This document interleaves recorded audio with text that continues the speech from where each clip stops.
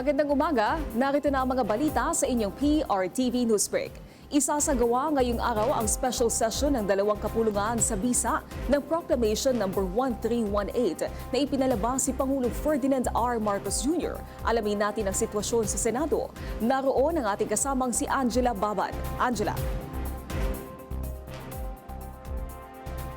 Hinintay na natin yung pagsisimula ng special session at exactly 9 a.m. ay inaasahan na magsisimula ito. Sa kasalukuyan, nasa 8 senador na yung dumating dito sa Senate building. Kasama na dyan si Senate President Pro Tempore Sherwin Gatchalian, Senator Lisa Ontiveros, at pati na rin si Senator Neil Lacson na nakita natin kanina. Pati ang bagong lipat na si Senator Francis P. Escudero ay dumating na rin sa loob ng premises ng Senate building. At ating inaabangan din, ayan, sa mga oras na ito sa aking likuran, kung yung makikita ay dumating na rin si Senator Erwin Tulfo, miyembro rin ng mayorya. Tinitingnan natin kung dadating ba yung ilan sa mga miyembro naman ng mayorya na sila Senator Alan Peter Cayetano na kanina ay naghahayag na ng tila pag-concede, kung makakuha na nga ng boto na 13 ang Gatchalian back ay sinabi niya na malugod niya itong tatanggapin at siya ay bababa sa pwesto. Pero kanya pang panghahawakan ang paghabol doon sa katotohanan sa likod ng flood control scandal. Sa mga oras na ito na Yumi,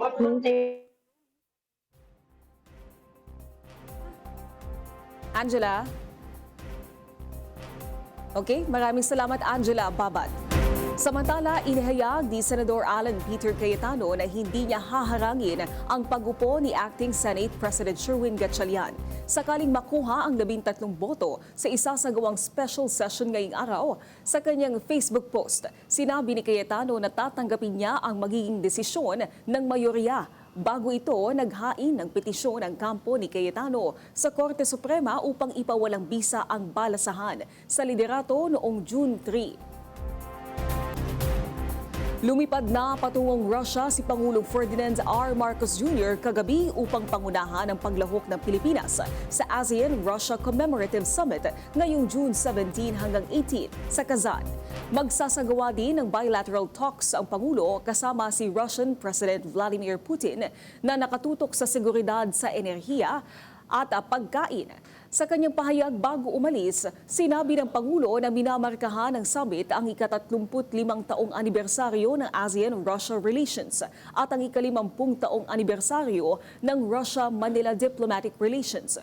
Ayon pa sa Pangulo, pagkakataon nito para sa mga leader ng ASEAN at President Putin na sariwain ang 3 dekada ng kooperasyon at mas palalimin pa ang ugnayan sa hinaharap. Ito ang kauna-unahang pagbisita ni Pangulong Marcos Jr. sa Russia.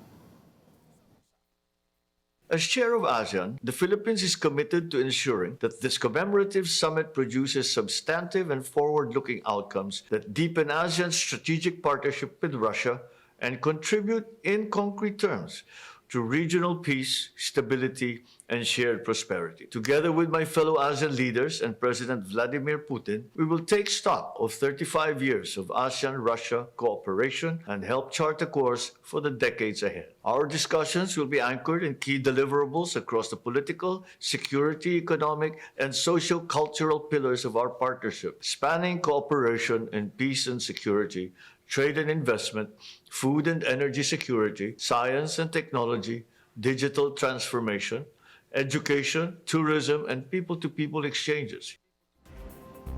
Masyado pang maaga para mabahala sa kakulangan ng quorum sa impeachment trial ni Vice President Sara Duterte. Ito ang pahayag ng palasyo sa agam-agam na magkulang ang quorum sa gitna ng posibilidad na maharap ang ilang senador sa mga kaso na makakaapekto sa kanilang paglahok sa impeachment trial. Ayon kay Undersecretary Claire Castro, 22 pa ang natitirang senador na patuloy na gagampanan ng tungkulin at sa ngayon ay walang dahilan upang mag-alala sa usaping ito. Ang mahalaga ayon kay Castro, humarap si Duterte sa pagdinig at sagutin ang mga akusasyon sa kanya. Siguro hindi lamang po reaksyon ng Malacanang ang dapat nating alamin, kundi reaksyon ng taong bayan. Sa ngayon po ay hindi po siguro natin to dapat na problemahin dahil mayroon pa pong 22 senators na active at nandiyan at uma-attend naman sa kanilang mga sesyon. Sana lahat sila ay umattend sa mga tamang mga pagkakataon at sa tamang oras. Pinaiimbestigahan ni Pangulong Ferdinand R. Marcos Jr. ang reklamong walang natanggap na benepisyo ang isang namatay na PhilHealth member dahil wala pa itong isang araw na nananatili sa ospital. Ayon kay Palace Press Officer at PCO Undersecretary Claire Castro, kailangang alamin ang buong pangyayari at tiyaking tama ang impormasyong ibinibigay ng PhilHealth sa mga pasyente at kanilang pamilya. Unang nag-viral ang issue sa social media ng isang byuda na nagsabing hindi naaprubahan ang PhilHealth claim ng kanyang asawa na pumanaw bago tuluyang ma-admit sa ospital. Gayong lifetime member at nagbayad ng kontribusyon sa PhilHealth sa buong buhay na nagtrabaho ang kanyang mister. Ang outpatient po ay covered po ito ng PhilHealth.